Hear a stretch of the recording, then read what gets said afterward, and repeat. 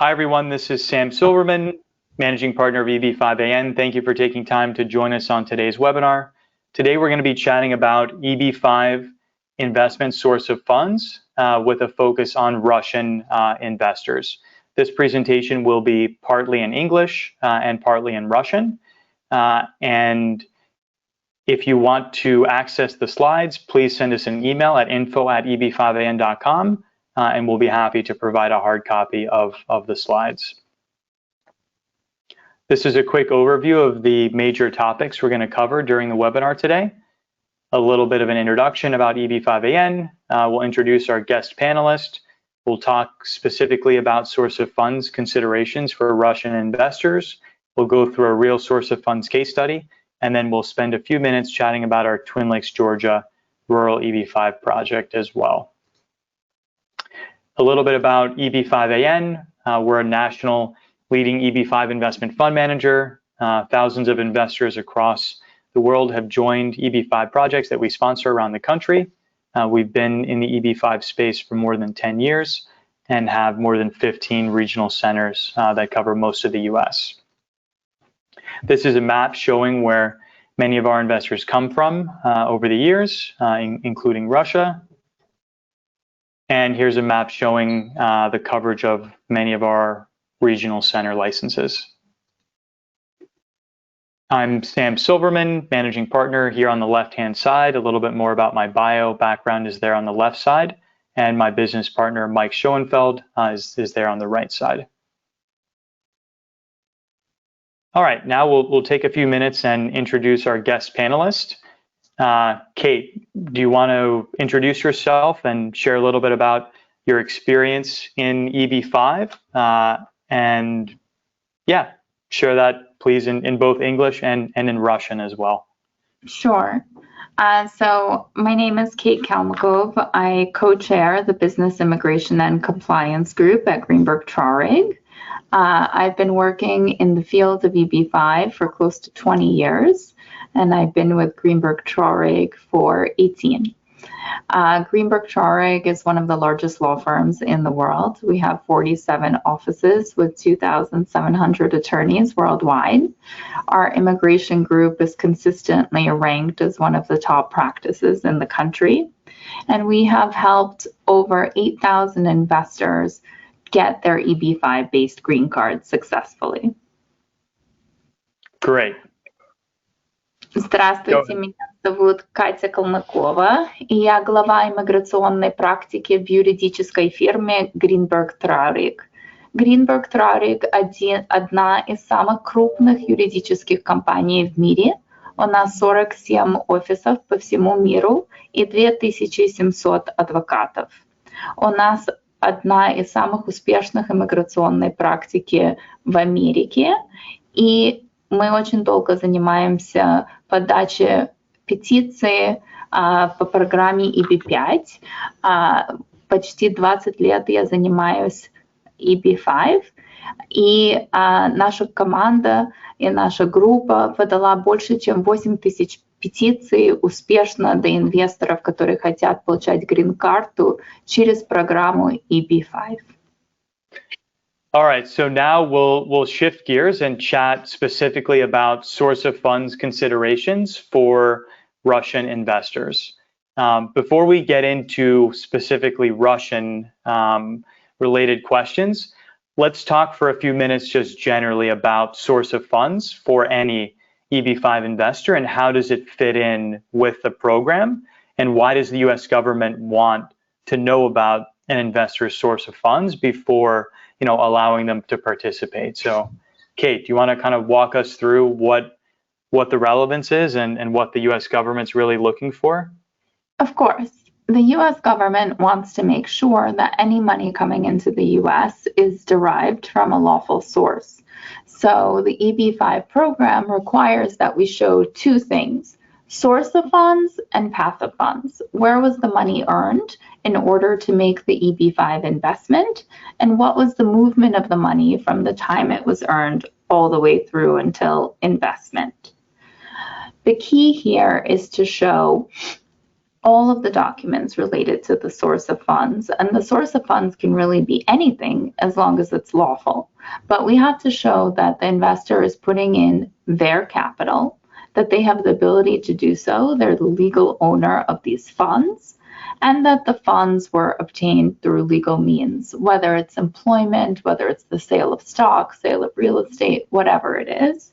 And then we have to document that. And we have to document that, and that requirement really differs country to country. It's very specific for nationals from Russia because, you know, there's certain things that are unique to doing source of funds cases from that country versus other countries. But that is something that is very important to put together a fulsome application that the USCIS can feel comfortable with and approve. Now, in order to meet the EB-5 criteria, you see the 5 prongs on the slide described.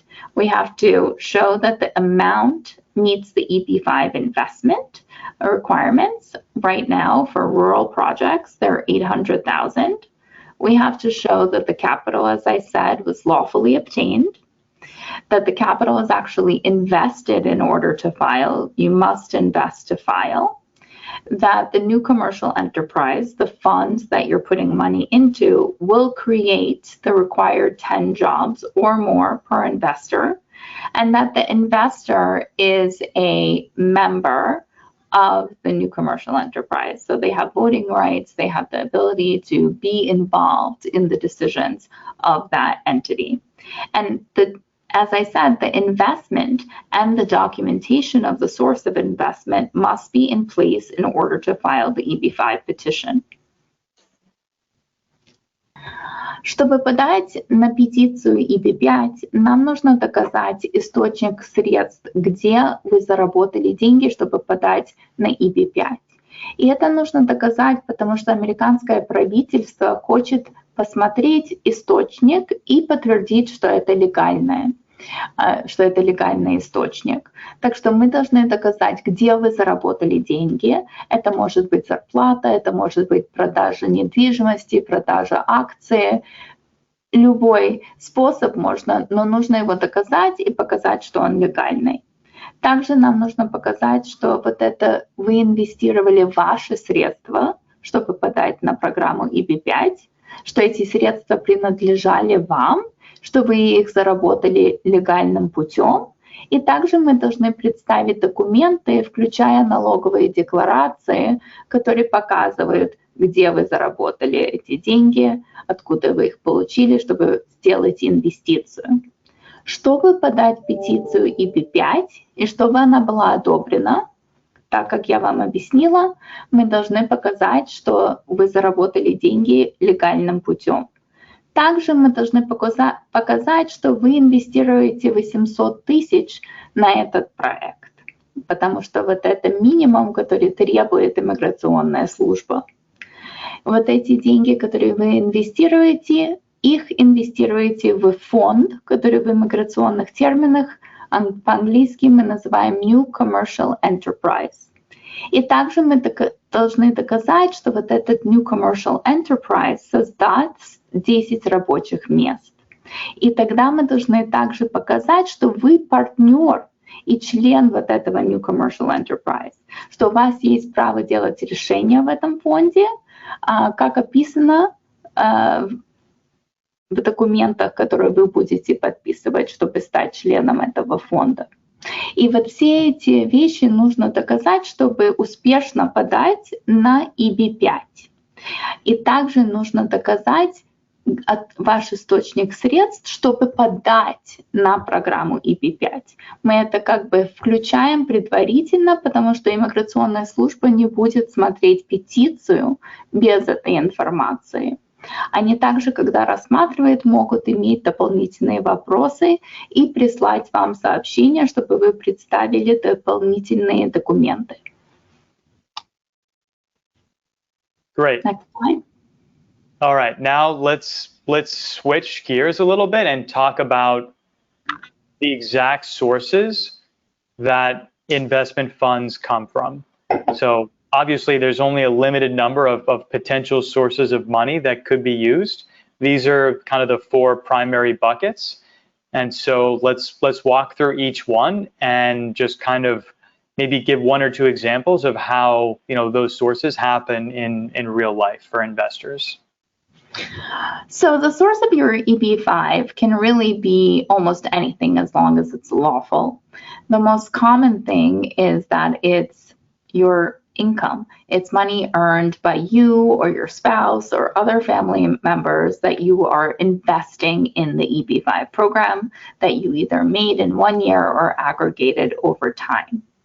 Likewise, it can be the sale of stock, it could be the sale of real estate, it could be the sale of your interest in a company, and that we call capital gains. So it can really be diverse in terms of what you're using. It can also be a gift, and the gift does not have to be between family members. It can be from 2 people who are unrelated to each other. And I would say that one of the most common source of funds that we see is a gift from parents to an adult child. Perhaps they're already studying in the US and they want to remain there. And so the parents will gift the funds to the child to enable them to make the EB-5 investment. Likewise, we can show that an inheritance can also be used as an EB-5 investment. Keep in mind, though, when you use an inheritance or a gift, we still have to show where the giftor or the person who left the inheritance earned the investment funds. And that can sometimes be challenging due to the passage of time. So that is also something to think about. And also it's important to make sure a giftor is willing to provide financial documents on behalf of the EB-5 applicant.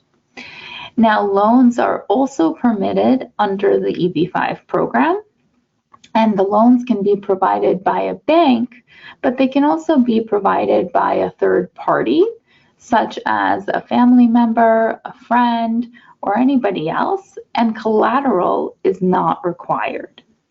Now, one of the things that it's important to keep in mind is that USCIS, when looking at loans used for source of funds, wants to see that it was an actual loan.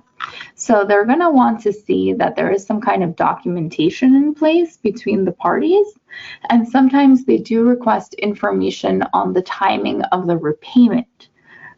So they want to make sure that the loan was taken with the intention of really using it for EB-5, and they want to make sure that it's bona fide. Likewise, they can ask questions with respect to whether taxes have been paid to the required government institutions. And under the new EB-5 law, they require 7 years of tax returns to be submitted, including any gift returns if they are required. Чтобы подать на программу EB-5, можно иметь источник средств от разных мест. Например, конечно, можно использовать заработки от зарплаты. Также можно показать, что вы инвестируете деньги, которые вы заработали продажей акций, продажей недвижимости или продажей компании. Но нужно, конечно, представить в этом случае, что вы оплатили налоги. И под новым законом иммиграционная служба просит, чтобы вы представили 7 лет налогов, чтобы подать на EB-5.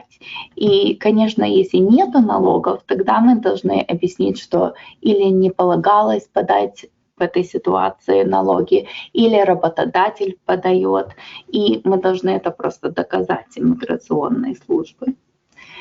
Также можно подарить деньги кому-то, чтобы они подавали на EB-5. И часто мы это видим, когда у нас взрослые дети, которые учатся в университете в США, и они хотят после окончания учебы остаться в США.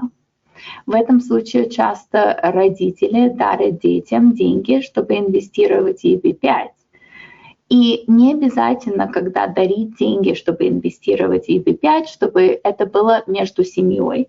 Это могут быть люди, которые не имеют никаких семейных отношений.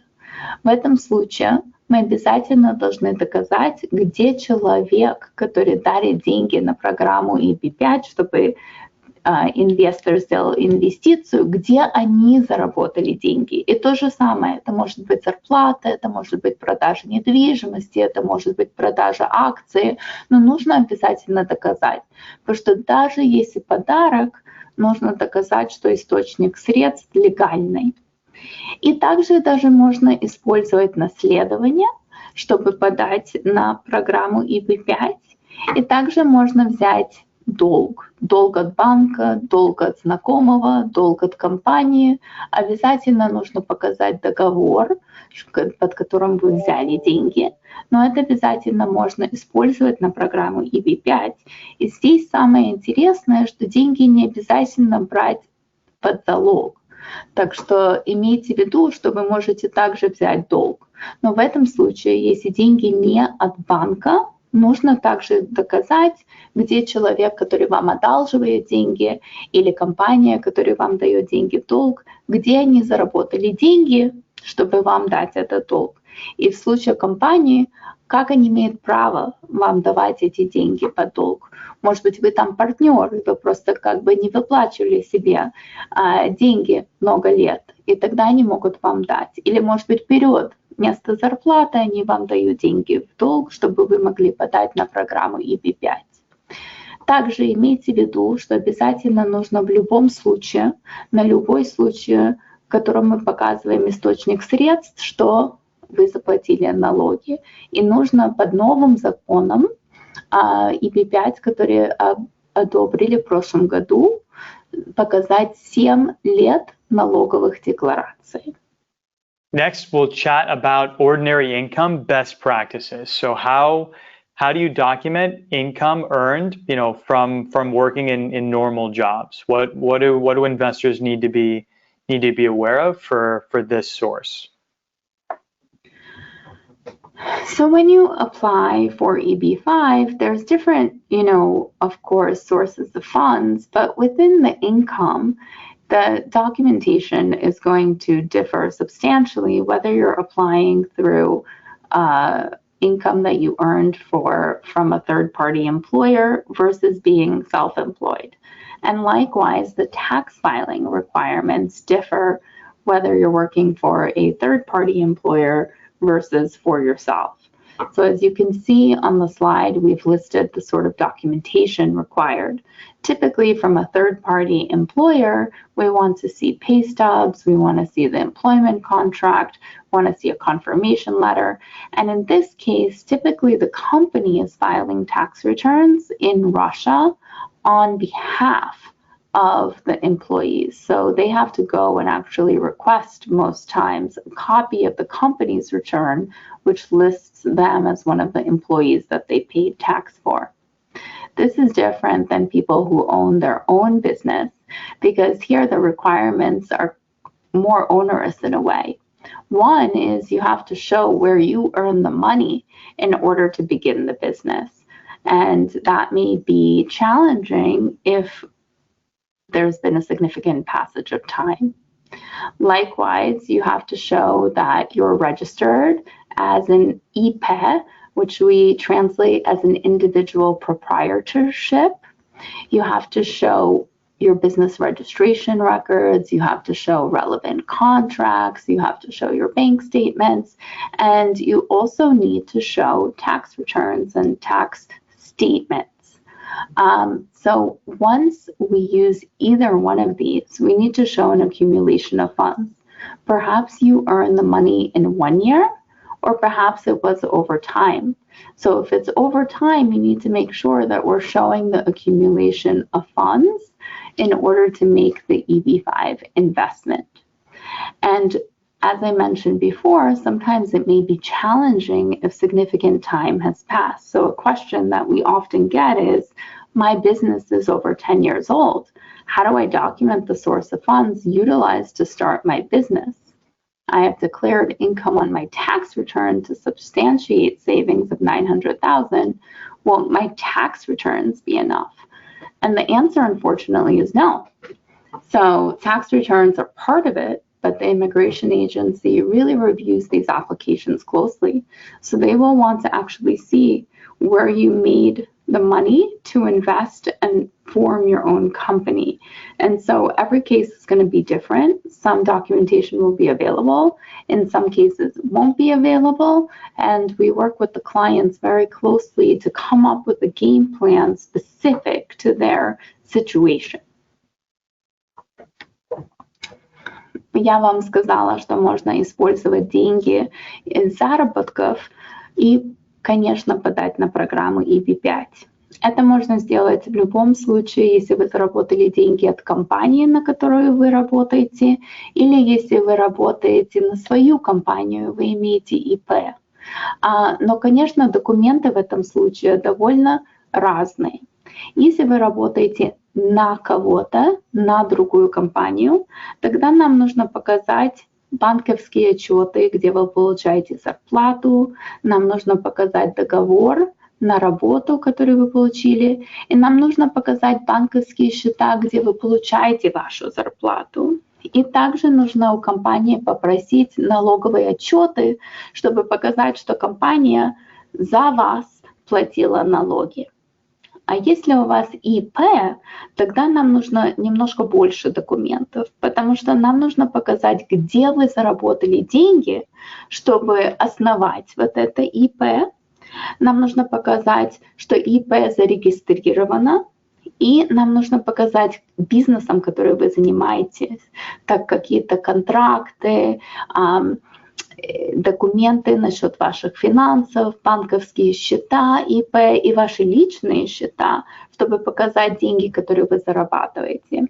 Конечно, если все 900 тысяч, чтобы подать на EB-5, это 800, чтобы на инвестицию, потом там administrative fee, нам нужно показать, что эти деньги были заработаны или за год, или в какое-то время.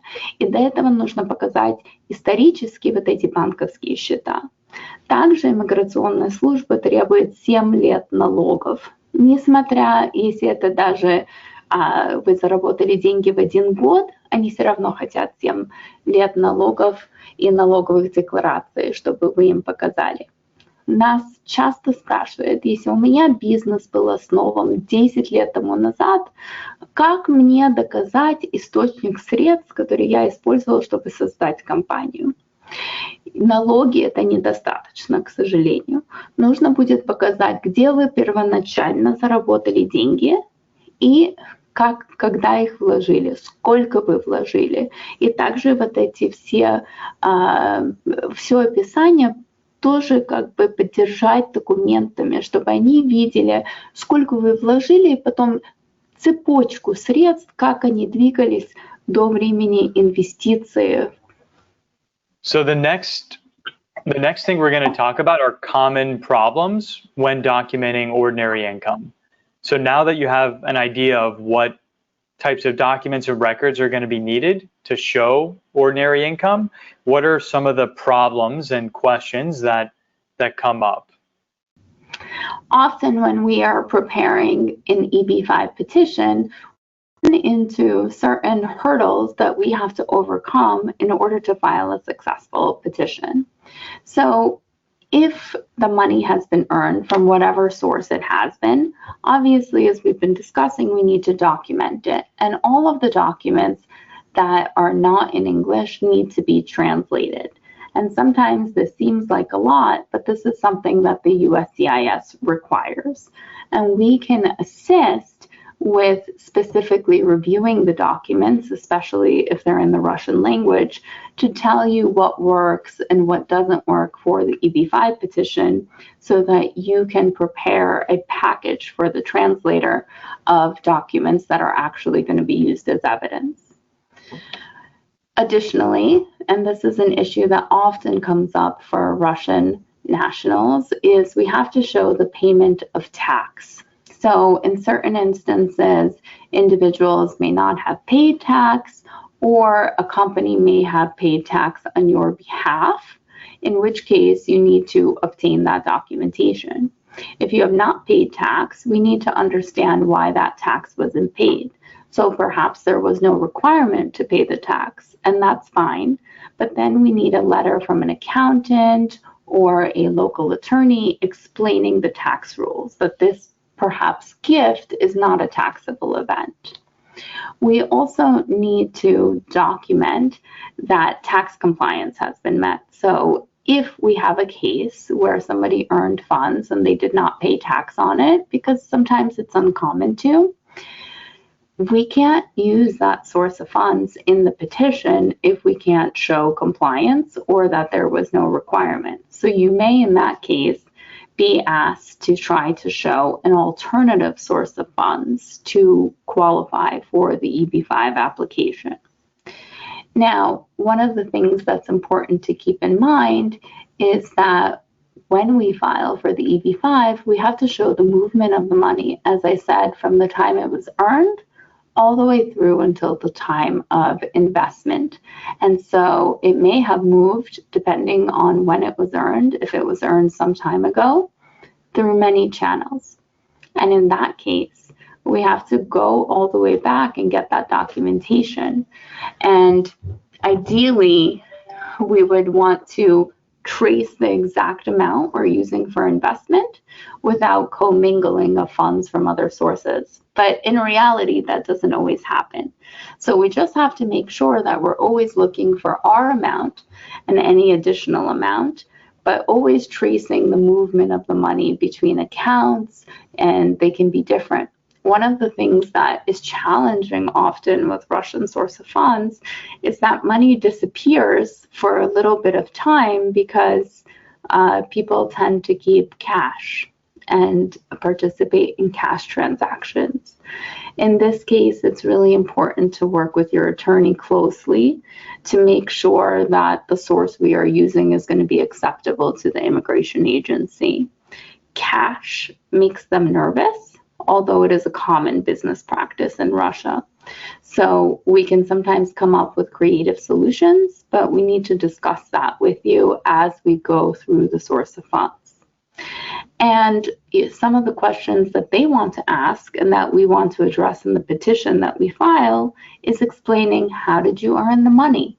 What services were you paid for? Did you pay the tax on them?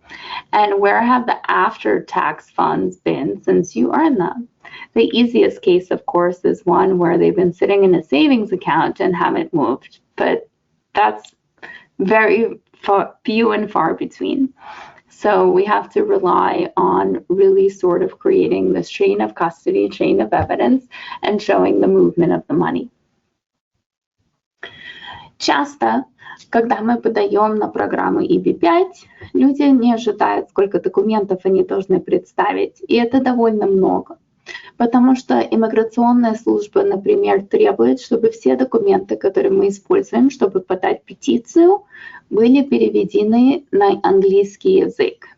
В Greenberg Traurig у нас много русскоговорящих адвокатов и паралегалов, и мы можем, конечно, работать с вами, чтобы прочесть ваши документы, проверить ваши документы, подтвердить, что они подходят для петиции, и тогда вам сказать именно, какие документы нужно перевести. Но обязательно все документы, которые не на английском языке, нужно перевести, чтобы подать в иммиграционную службу. Также иммиграционная служба очень заинтересована, чтобы все налоги, которые вы должны оплатить, были оплачены. И мы должны им это представить и доказать в виде налоговых деклараций.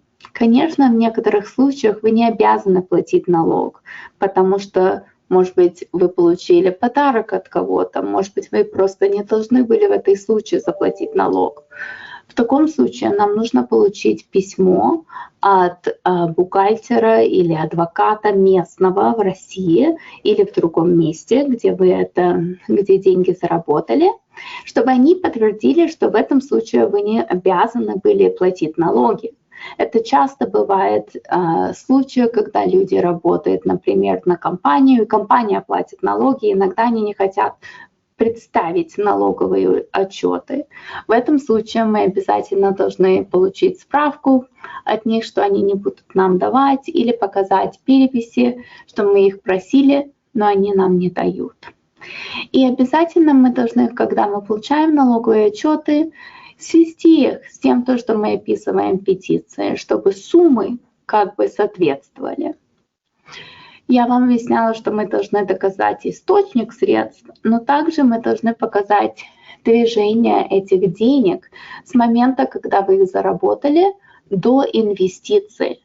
Это значит, что если вы их заработали 10 лет тому назад, мы должны показать, как вам заплатили эти деньги, если они пришли на банковский счет, показать банковские отчеты.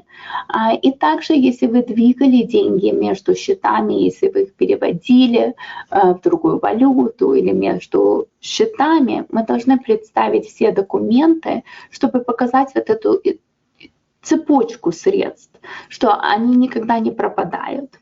Часто, конечно, с людьми с Русской Федерации люди любят работать и иметь деньги наличных.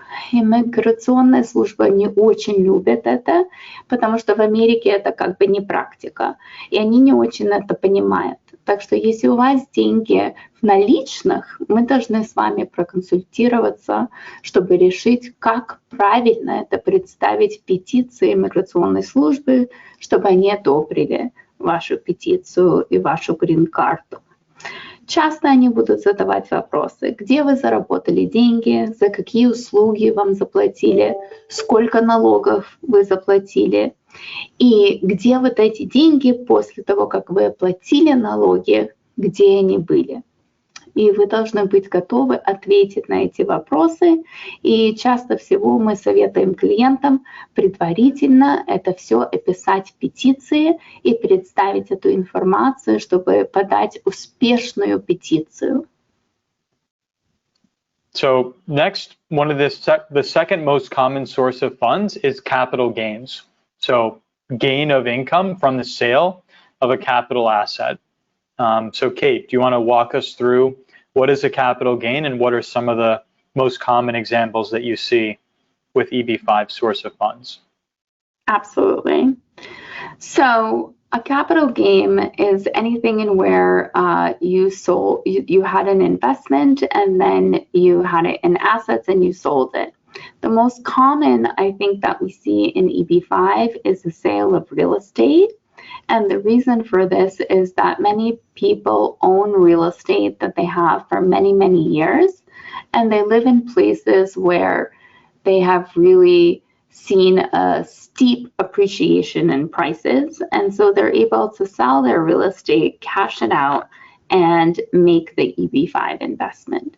So what's important to note here is when you're working on a sale of real estate, we actually have to go back and show where the funds were earned to make the real estate purchase.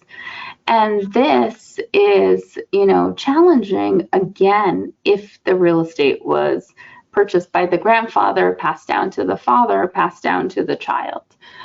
So due to the passage of time, the type of documentation and the amount of documentation that we can present really varies widely. But what we do need to do is always show the sale and purchase agreement. We have to show the money coming from the purchaser's account to the seller, from the seller to the EB-5 investment. And, for Russians, this is very important because often they use a sale of real estate to make the EB-5 investment, and flipping and investing in properties is a very common practice, as is, aggregating residual income from the ownership and rental of properties and then selling them and using a combination of funds to make that investment. So it's important here to keep in mind that the documentation for this sort of model for the EB-5 is really going to differ depending on, was there an inheritance? Was there a significant passage of time? This is all important to show. Likewise, people often sell their company, and they don't necessarily do it for EB-5. Perhaps they just sold the company, and then they want to use the proceeds to make the EB-5 investment. In this case, it's very important, again, to show where did the investor earn the funds in order to make the initial investment into the company. And once again, I'm repeating myself, but it's critical. If that investment into the company was made many, many years ago, this can be challenging. And so you really have to think through the source of funds. We also want to show tax returns and compliance with tax requirements. We want to show that the company was properly registered. Sometimes we can't do that because the company has been closed, and in which case we go to the government register and we request that they give us some sort of letter or correspondence that says the registration is closed, but they see that it was registered. We need financial statements for the company. We need to show, again, that they were lawfully operating, and we need to show the sale agreements for the sale of the company, as well as the proceeds coming into the applicant's account. So what do we do if it was the first purchase of real estate, if it was the first company that they opened and they got funds from somebody else? Well, in that case, we have to take a step back and then see, where did they get the gift to do either? Was it a family member? If so, can they provide us the documents and go through the same type of analysis? Was it a loan from a bank? If so, what was the collateral? Can we show those agreements? These are all things that we need to carefully think about. And sometimes we can't use that as a source of funds. Perhaps it's been 30 years and it's just too hard. And so in that case, we'll work with you to really look at what else will work. But for many people, it's recent and it's definitely viable. If the sales and transactions were made in cash, I would work with you to really document the source of that cash. Again, the USCIS gets very nervous with cash, and given the political situation, you know, in cases for Russian investors, it's not advisable to use cash. You know, for example, you purchased an apartment and then are using the sale proceeds as your EB-5 investment source. I would probably explore other options with you and discuss it, because that is something that the USCIS would probably fixate on. Также часто люди подают на EB-5, потому что источник их средств – это продажа недвижимости или продажа компании. Мы называем это capital gains, вот эти деньги, которые вы заработали от продажи недвижимости или продажи компании. Чтобы показать EB-5 инвестицию от продажи недвижимости, мы обязательно должны доказать, где вы сначала заработали деньги, чтобы купить эту недвижимость. И, конечно, в зависимости от сколько времени прошло, это может быть легко показать или достаточно тяжело, потому что часто люди получают недвижимость через наследование, и бабушка или родители купили, бабушка, дедушка, родители купили недвижимость много лет тому назад, и эти документы просто уже не существуют. Нам нужно с вами встретиться, мы должны обсудить, что имеет смысл, чтобы показать источник средств, чтобы подать на программу EB-5. Часто в России люди покупают недвижимость, квартиры, они их дают в рент, и потом они их часто быстро продают. И, конечно, можно также показать, что часть источника ваших средств – это зарплаты, аренды квартиры и также продажи. Когда вы продаете недвижимость, мы обязательно должны показать договор на продажу недвижимости и банковские отчеты, где вы получаете деньги от покупателя квартиры или дома.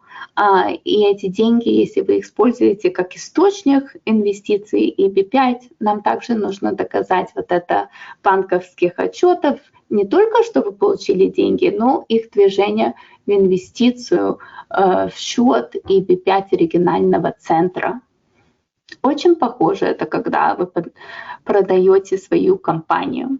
Нам нужно обязательно показать, где вы заработали деньги, чтобы первоначально купить или создать компанию. Мы должны показать регистрацию компании. Если она уже закрыта, мы должны показать документы, что вы закрыли эту компанию. Также мы должны показать налоговые отчеты и финансовые отчеты до компании минимум за последние 7 лет. Мы должны показать, что компания обязательно легально работала, и мы можем показать все документы связи с продажей компании и также банковские отчеты, чтобы вы получили вот эти средства на счет от продажи компании. И здесь то же самое, как бы проблемы могут быть. Если компания была давно создана, может быть, у вас документы не остались, чтобы показать, где вы получили средства, чтобы инвестировать в этой компании. Может быть, вам подарили эти деньги, а эти люди уже разъехались, и вы не можете от них получить эти деньги. Может быть, вы получили долг, чтобы открыть компанию. Вот это все нужно обязательно показать. И часто нас спрашивают, если мы не можем собрать эти документы, мы можем подавать на EB-5? И ответ непростой. Ответ может быть.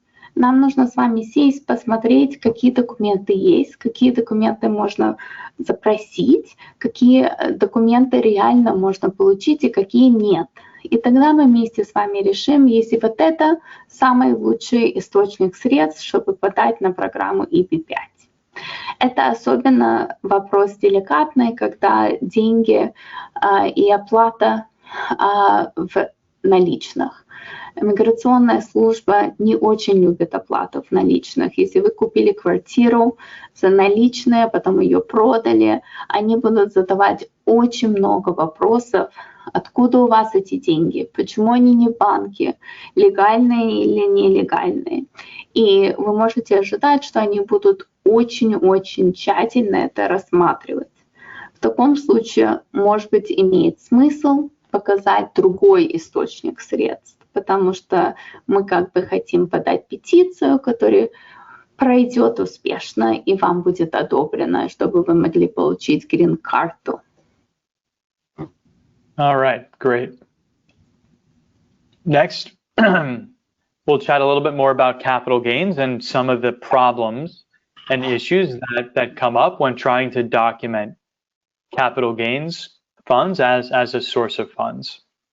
Again, with capital gains, when we're not just sourcing funds, when we're tracing them, it's critical to remember that we need to get certified translations of all of the documentation that we're providing that is not in English. Likewise, we need to get tax returns showing income from all sources, showing that taxes have been paid. Again, this can be challenging in Russia, and if it is an issue, then we should discuss it and see what the tax obligations were and how we can satisfy this requirement. Likewise, we have to show the movement of the money. That is how we trace the funds. So it's critical to get bank statements showing the movement of the money. This becomes more challenging if somebody was paid, for example, in cash and then deposited a large sum. Or perhaps they were paid in cash and they held the money in a safe deposit box and only deposited the money into the bank sometime later. This may be something that is viewed with concern by the USCIS, and it's very important to consult with your attorney on that. But some of the questions that come up here is, how did you buy the asset? Where did you get the money to purchase it? Who did you sell it to? What was your gain? Were taxes paid? And where have the after fund money, after you paid tax, where have the funds after tax been held until the investment into the EB-5? Также, когда мы показываем источник средств от capital gains, то есть продажа недвижимости, продажа компании, как я вам раньше сказала, нужно обязательно показать, что все документы с переводом, потому что иммиграционная служба только принимает документы в оригинале с переводом. И это обязательно. Также они опять будут смотреть, если вы заплатили налоги, если вы соблюдали все налоговые законы, и нужно будет доказать в документах, что вы оплатили налоги, которые вы были обязаны заплатить. Также они хотят показать, чтобы вы им показали цепочку средств и как эти деньги двигались с момента, когда вы их заработали, до инвестиций в EB-5 проекте. Если, например, вам заплатили наличных, и вы после какого-то времени опять это вложили в банк, в счет банк, они могут на это подозрительно смотреть и задавать много вопросов насчет этого, потому что это не принято в Америке. И тогда в этом случае вам нужно посоветоваться с вашим адвокатом, как лучше это доказать иммиграционной службы. Часто они будут спрашивать, как вы купили эту недвижимость, эту компанию, где вы заработали деньги на это, кому вы это продали. Вы должны показать вот этот договор, что это за человек. И также, если вы это продали родственнику, родителям, детям или наоборот, они хотят знать, почему. Потому что часто у них вопросы, когда они рассматривают источник средств, и если это было легально, и если это было сделано, чтобы избежать налоги. Так что нужно их обязательно убедить, что нет. Они хотят знать именно, сколько вы заработали, заплатили вы налоги, и если после того, как вы заплатили налоги, где эти деньги лежали до момента подачи на петицию EB-5 и перевода этих средств в счет EB-5 проекта. И если там была куча банков, что вы их переводили из местного банка в международный банк и между разными счетами, все банковские отчеты обязательно нужно представить. All right, now we'll shift to a new topic and chat a little bit about gifts and inheritance from family and friends, and what are some of the main kind of best practices to look out for when documenting from this source. So when you're applying using a gift or an inheritance, the documentation that you have to present substantially differs with, as compared to income or capital gains. We have to absolutely show that you were entitled, if it's from an inheritance, to receive the property or the monies that you received and to dispense with it as you see fit.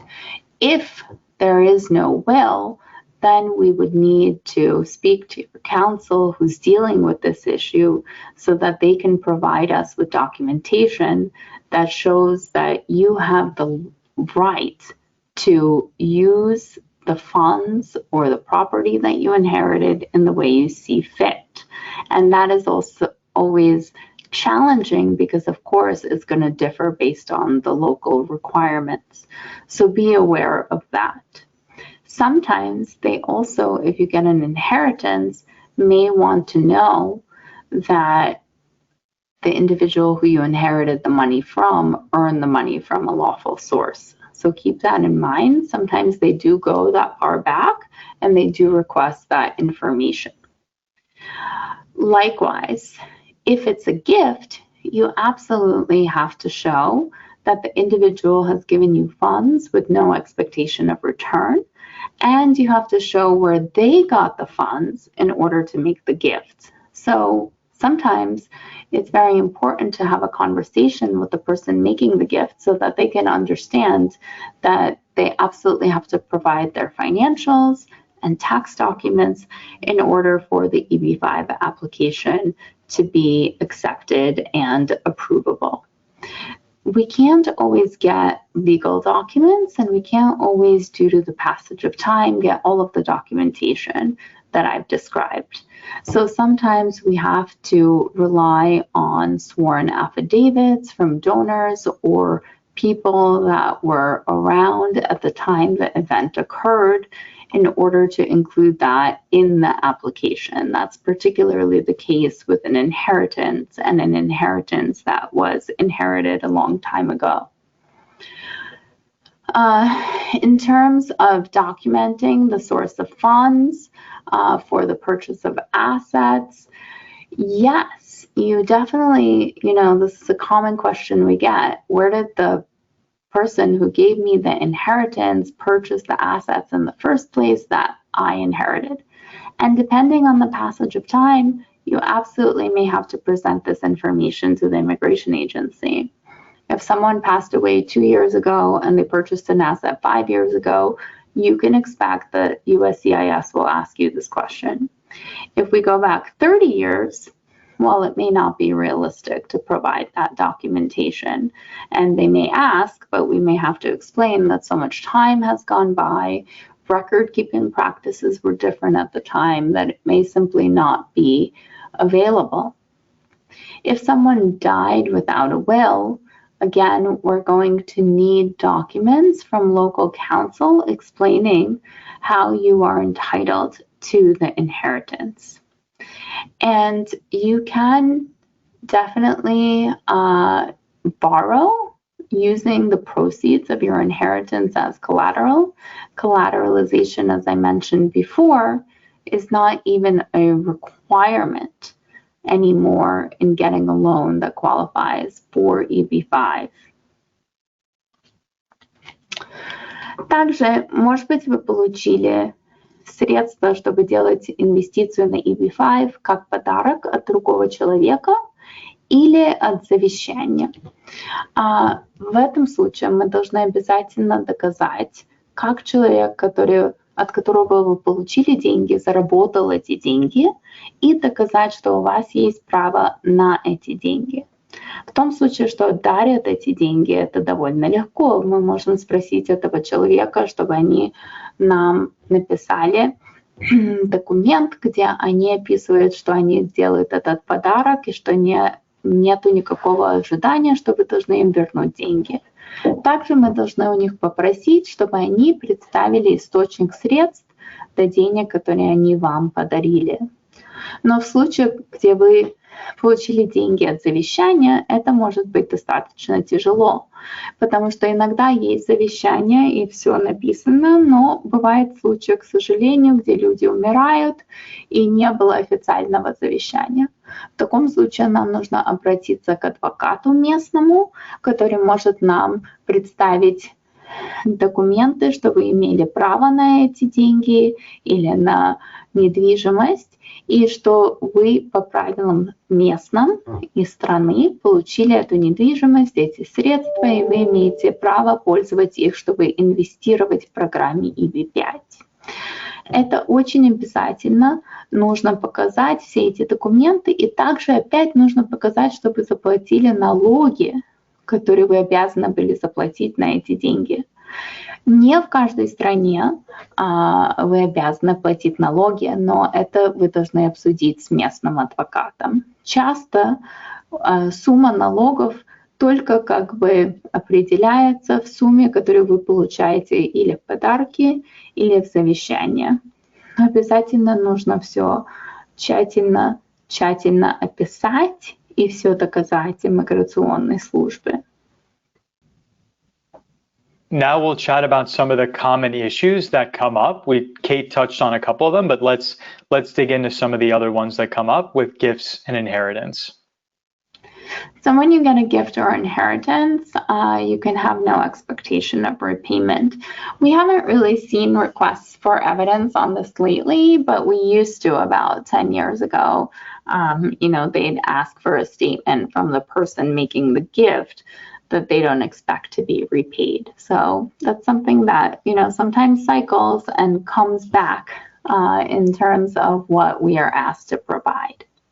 Of course, all documents need to be in English. They will not accept documents in the local language. Again, we need to show that taxes have been paid on either the gift or the inheritance if required.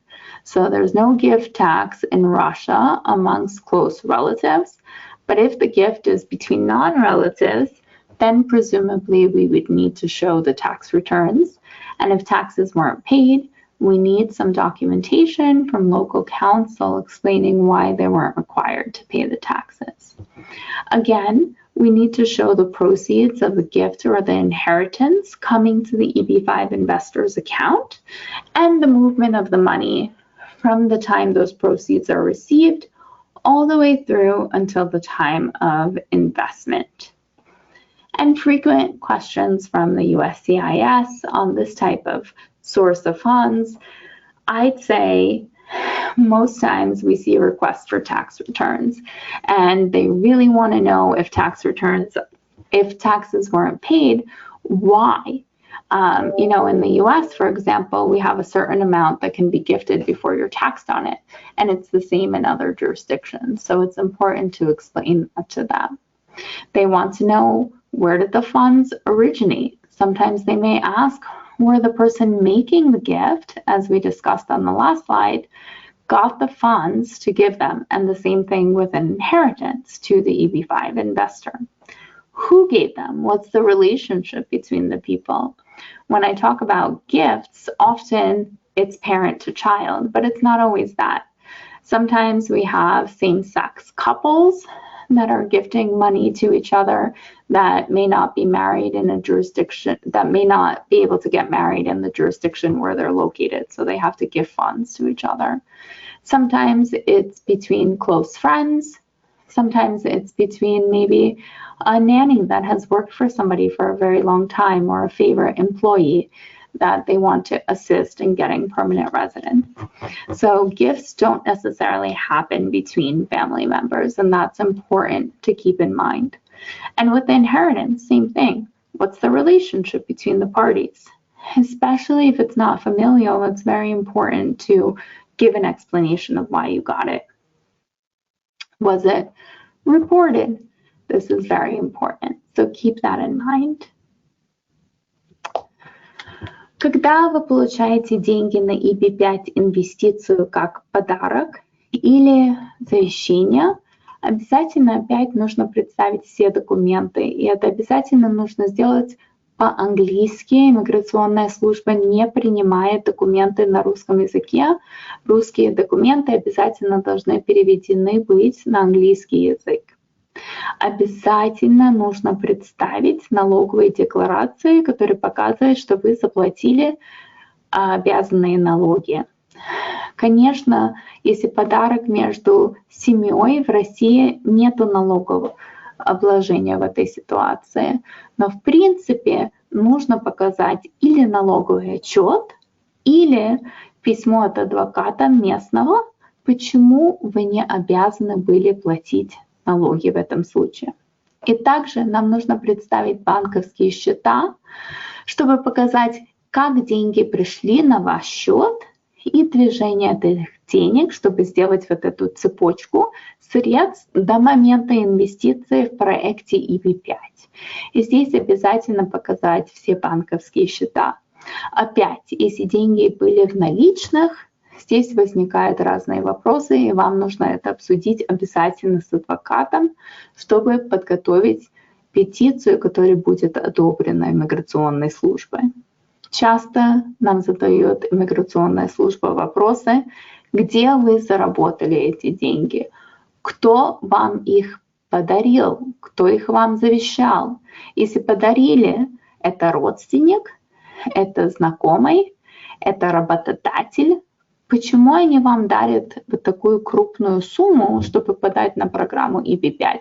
Это обязательно нужно объяснить, почему, и что это действительно подарок, и они не ожидают, что вы им вернете деньги.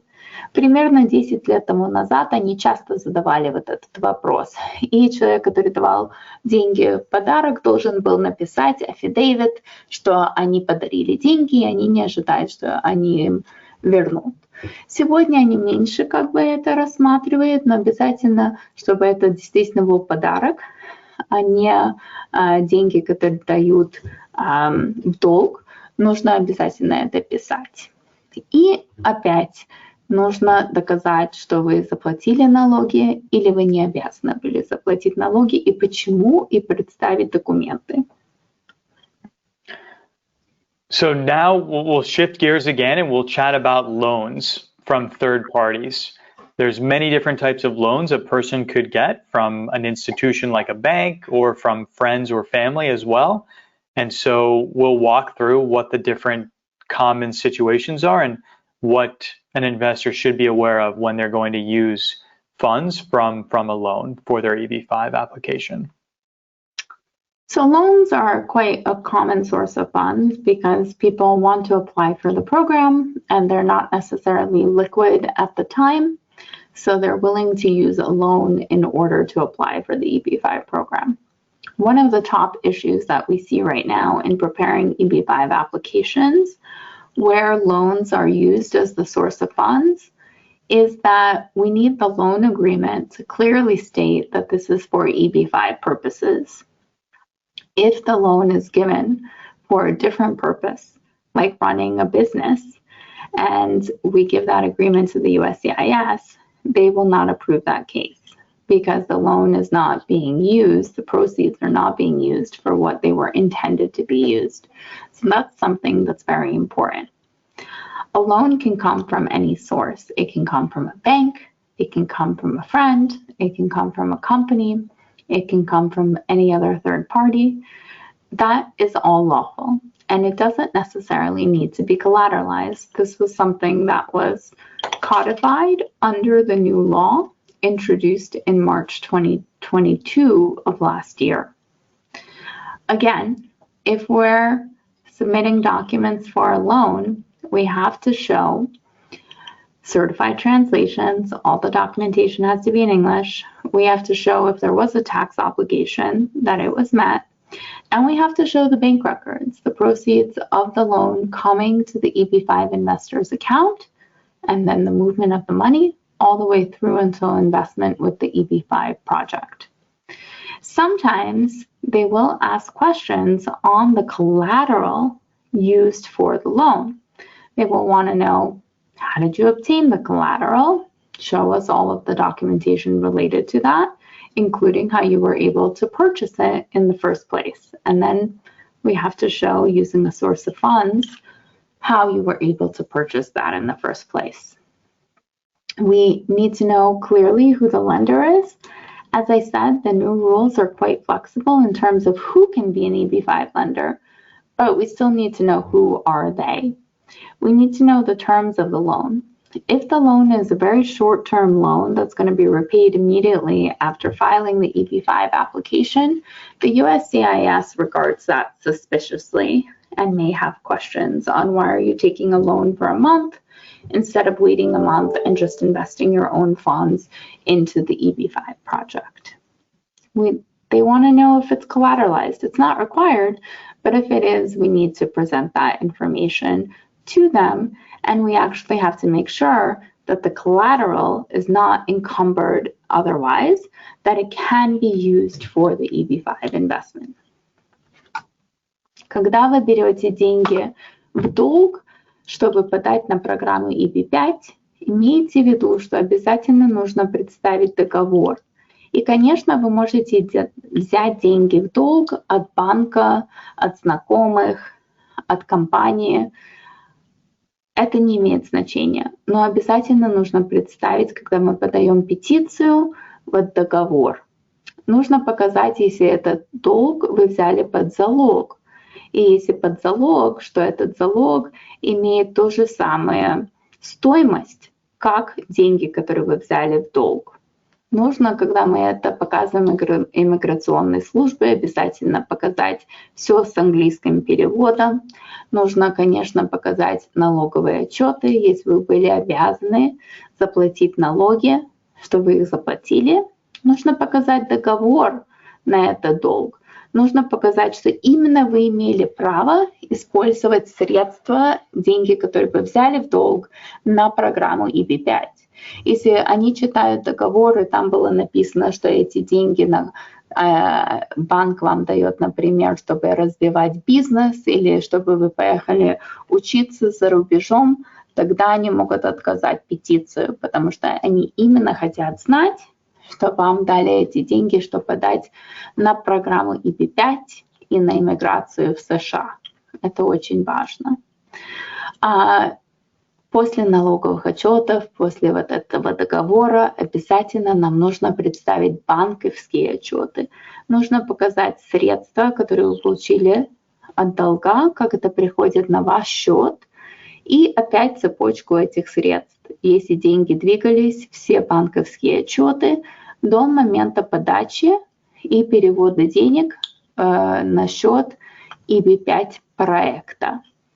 Также они могут спрашивать, если вы взяли долг под залог, и, допустим, залог – это ваш дом, они могут задать вам вопросы насчет того, как вы купили недвижимость, откуда у вас были деньги, чтобы ее купить.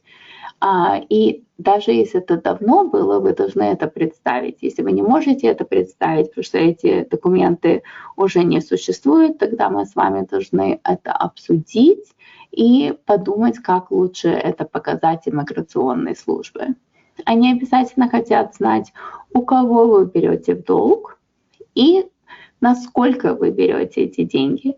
Если вы берете эти деньги всего на месяц или два и сразу будете расплачиваться, они подозрительно очень на это смотрят и спрашивают, почему вы взяли деньги в долг вместо того, чтобы инвестировать ваши средства, чтобы подать на программу EB-5. И в этом случае мы также должны с вами это обсудить.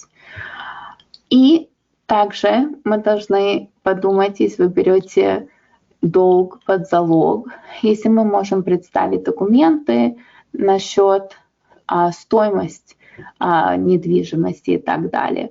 Может быть, они хотят от банка документы, что они рассмотрели недвижимость и считают, что она стоит так же, сколько денег они вам дали. Но это очень важно им также доказать.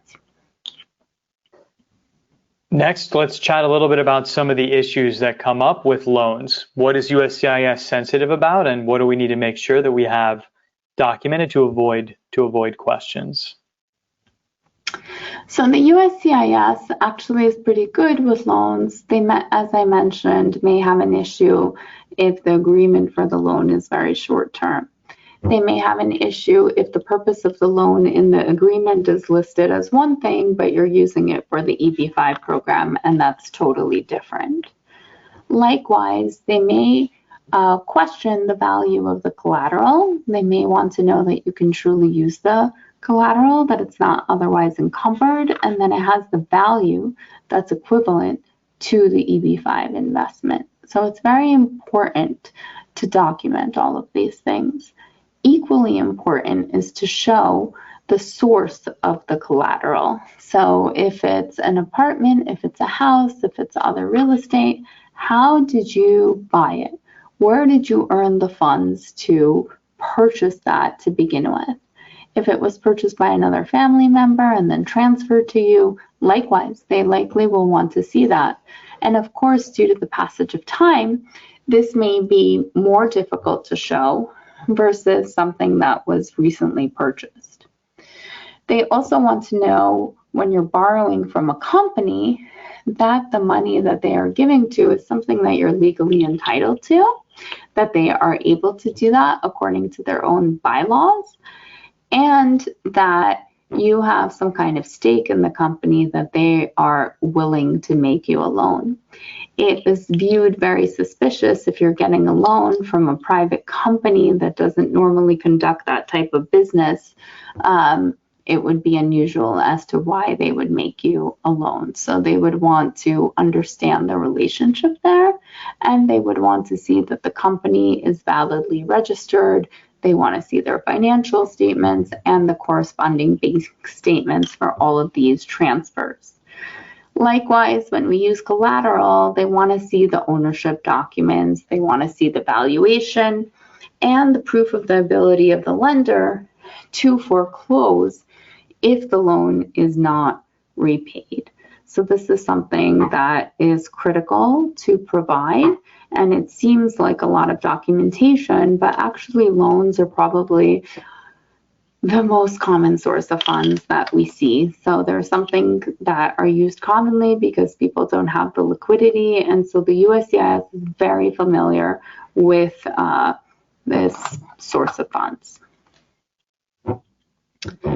Если вы берете деньги в долг, чтобы подать на программу EB-5, имейте в виду, что если вы взяли их под залог, они хотят обязательно посмотреть этот контракт и посмотреть термины этого контракта и знать, что вот эти деньги, которые вы взяли под залог, если, допустим, недвижимый залог, что эта недвижимость имеет стоимость так же, как инвестиция, так же, как деньги, которые они вам дали. Они хотят знать, что у вас есть право брать эти деньги в долг, что вы действительно владелец этой недвижимости, и что они имеют право, если вы не будете выплачивать этот долг, тогда они имеют право лишить вас выкупа. Также они будут смотреть то есть договор на деньги, которые вы взяли в долг, чтобы убедиться, что вы имели право взять эти деньги в долг, и что эти деньги по договору вы имеете право инвестировать в EB-5 проекте, что эти деньги не были вам даны, чтобы вы купили квартиру, чтобы вы подали на учебу за рубежом, чтобы вы инвестировали в компании. Именно что они на иммиграцию. Это очень важно. И также они хотят знать, если вы получаете долг от компании, что вы имеете право получать этот долг, что компания имеет право вам давать этот долг, и что они в состоянии дать этот долг. Так что мы должны получить документы, которые показывают что вы владеете компанией или частично владеете компанией. Мы должны получить их отчеты финансовые и также все налоговые отчеты. Okay, so now that we've gone through most of the kind of common buckets of sources of funds, now we'll walk through kind of a real example case study and see how all of these different components fit together in one place. So Kate, do you want to kind of walk us through the situation that we have here with a US national friend who's earned money from a business and is now going to make a loan to a friend, and then the friend's going to use those loan funds to fund his EB-5? Sure. So here we have a really clear and detailed chart that explains how we document the source of funds where we have a loan secured by real estate. So if you look to the left side of the chart, first we have to present documentation on who is the investor. So we have to present their passport, their birth certificate, their driver's license. And that investor is going to be a Russian national.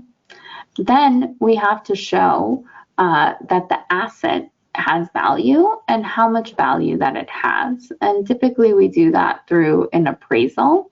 In the example that we're using, it's an apartment building in Moscow, of which the investor is 100% owner. And we need to show, where did the investor obtain the apartment from? Did they purchase it themselves based on earnings? Did they inherit it? We have to show all of the documents that substantiate how they obtained that apartment. Now we have to show that this is a market transaction. So when we're taking a loan, we're going to have a loan agreement, and it's going to be recorded by a mortgage in public record. There might be a personal guarantee. There might be a path to foreclosure. There definitely should be.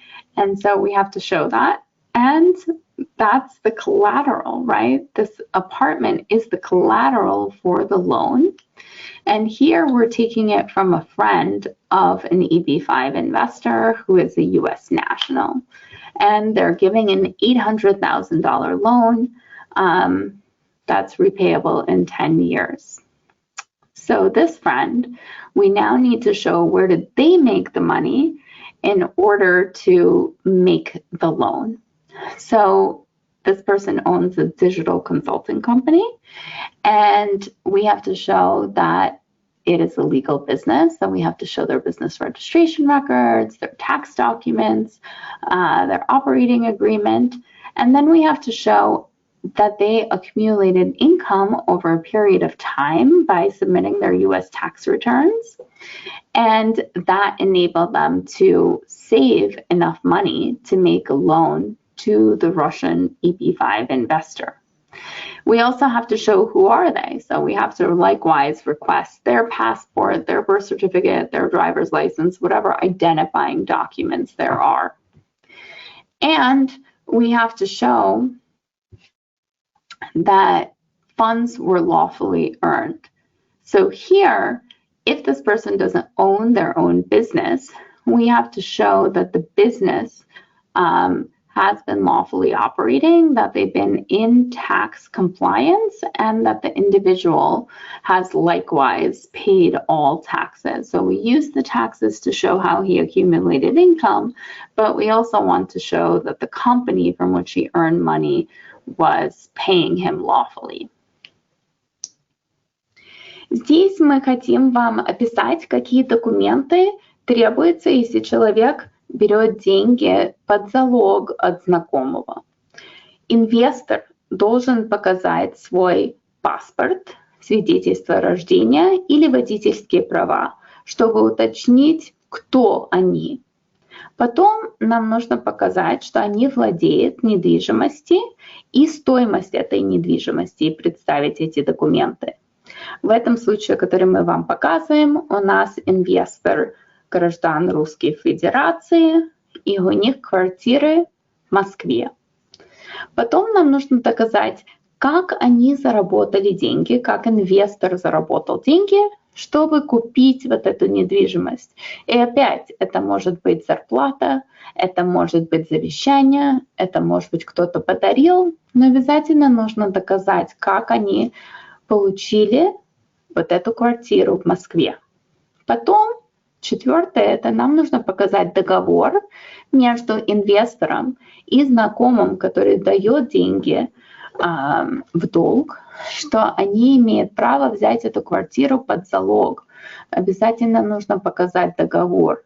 И в этом договоре сколько денег они получают, за какой срок и как они могут взять эти недвижимость под залог. Если там гарантия, если они должны идти в суд, каким способом. Также до этого знакомого, у нас в этом случае он американец, который дает деньги нашему русскому инвестору, мы должны показать, откуда у него средства, чтобы дать деньги в долг. В этом случае он работает на digital consulting бизнес, и мы должны доказать, что этот бизнес легально в Америке работает. Так что нам нужно будет показать документы, что они зарегистрированы в Америке, что они платят налоги в Америке, может быть, у них веб-сайт в Америке, их можно найти по интернету. И также нам нужно показать его зарплату. Здесь мы будем представлять американские налоговые отчеты, которые показывают, что он в течение 5 лет заработал 300 тысяч долларов, и эти деньги он собрал в банке, и он как бы их дает в долг нашему русскому инвестору. Также мы будем требовать от него паспорт, свидетельство о рождении и водительские права.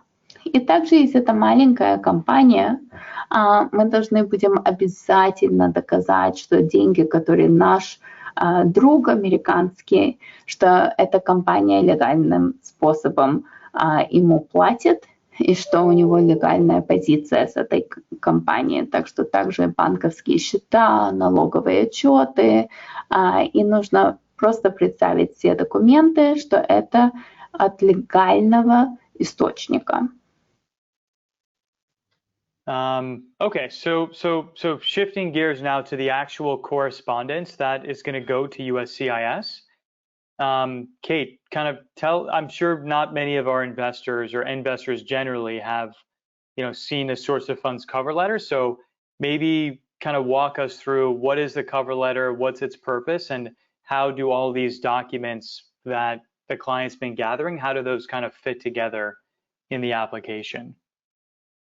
So when we collect all of your documents, we absolutely need to give a narrative to the immigration agency explaining them, because for them, they have a huge amount of cases that they review daily, and the simpler and clearer that we can present things to them, the higher the chance of approval and getting a decision in a quicker amount of time.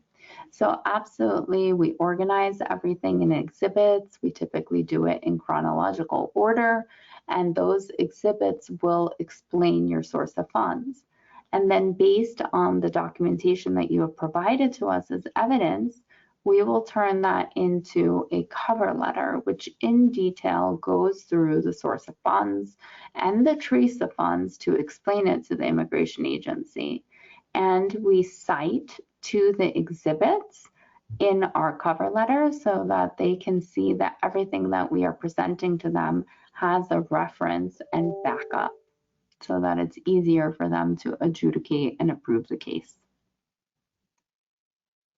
Здесь я хочу вам объяснить, что, конечно, все документы, которые вы нам присылаете, которые описывают источник ваших средств, мы их организуем в хронологический порядок, и тогда мы пишем письмо иммиграционной службы, где мы объясняем источник средств, мы объясняем, где вы заработали эти деньги, мы также показываем цепочку этих средств, как эти деньги двигались между счетами до инвестиции. И мы это делаем, потому что им легче рассмотреть петицию, когда мы это делаем. Они быстрее ее одобряют. И до них, конечно, когда мы это все объясняем, меньше шанса, что они будут нам задавать дополнительные вопросы насчет источника ваших средств. Так что как ваш адвокат, мы все организуем, чтобы все было в порядке и правильно представлено иммиграционной службе. Got it. Okay, perfect. And this is just a zoomed in kind of list of some of those exhibits that would have been gathered up during the documentation phase. So we'll skip over that. Okay, great. So before we wrap up, we'll spend just 5 minutes chatting about our Twin Lakes, Georgia rural EB-5 project, and then we'll have a few minutes at the very end with Kate to kind of share next steps for investors considering making an EB-5 investment. Our Twin Lakes, Georgia loan project is a rural EB-5 project being developed by Coulter, one of the largest developers in the Southeast. This project follows 14 prior and successful EB-5 and projects with Coulter. This is a list of some of those projects. Under the new EB-5 Reform and Integrity Act rules, investors can now receive EADs who are already in the United States through concurrent filing. This is an example of one of our investors who recently received his approval in just a few months, who is an H-1B investor already in the United States. This is one of the new benefits under the Reform and Integrity Act, which went into effect last March 2022. This is a little bit more information about the Twin Lakes project. It's a single family home community. It's active adult, so 55 and up. You have to be 55 or older to buy a home in the community. It does qualify as a rural TEA, which means the investment amount is $800,000. Because it's rural, it qualifies for priority processing of the I-526E petition for the green card, and investors have access to a larger 20% visa set aside. Coulter is one of the largest developers in the Southeast. They have more than 20,000 developed and in-process homes. The Twin Lakes project specifically has 1,300 homes total. More than 550 have already been sold, and more than 400 have already been built and delivered. And you can see most of those delivered homes on this photo on the left side. In total, the project creates nearly 7,000 EB-5 eligible jobs. And given the advanced state of construction, more than 2,000 jobs have already been created, which means more than 10 jobs are already available for every investor. The project's fully financed and has a senior revolving construction loan with Third Coast Bank. And EB-5 loan capital is approximately 12% of the total project cost. Twin Lakes, Georgia is one of 13 Crestwind active adult communities being developed by Coulter. These communities are in various stages of development, and so it's a clear, proven business model selling customized homes to the active adult senior segment of the economy.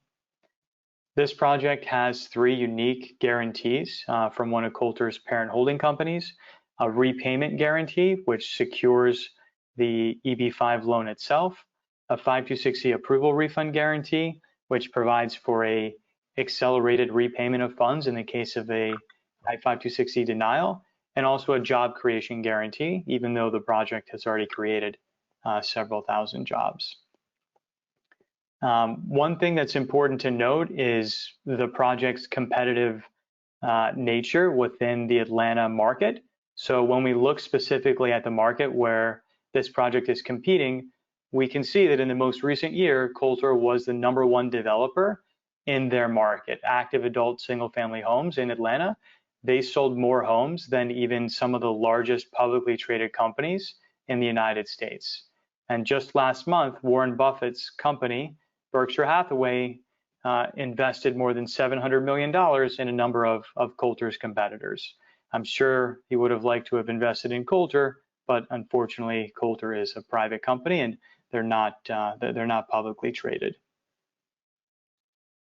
This is a little more information about this recent investment. And obviously, one of the major drivers of this is scarcity of existing inventory.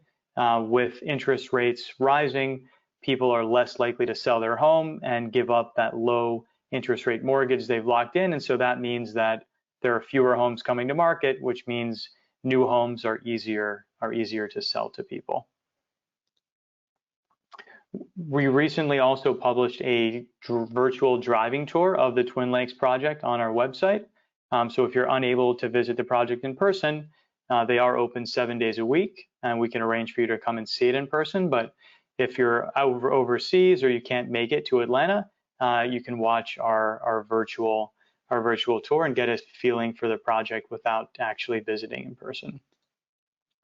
These are a few more recent photos of the project, and you can see a lot of the new streets and subdivisions here on the right side with the clay exposed, and then on the top left as well. And this is another one where Coulter is just starting to clear the land and get ready to put in the sewer, water, electricity, and lot infrastructure. Also available on our website, we have a number of EB-5 investor testimonials. So if you want to see what other investors who recently joined the project think about the EB-5 program and why they picked our project, you can watch and read the transcripts on our site as well. All right, and with that, I'll turn it back over to Kate for a few minutes. And Kate, you've worked with thousands of investors over your career. What are some kind of general words of wisdom in English and in Russian for investors who are considering making an EB-5 investment? What do investors kind of need to think about when they're considering doing it? And then during the process, if they do want to start with an application, what does that look like? How time intensive is that going to be? And in terms of timing, how much time in advance do they need to start working with you? So our office can prepare applications very quickly. However, we have to be realistic about the amount of documentation required, translations required, and what's going to be sufficient. Typically, there is back and forth with the investor to put together an application. So we can file a petition in as little as 2 to 3 weeks once we get all of the documents from the clients. And we do work with you throughout the process to determine what those documents are and if they're sufficient.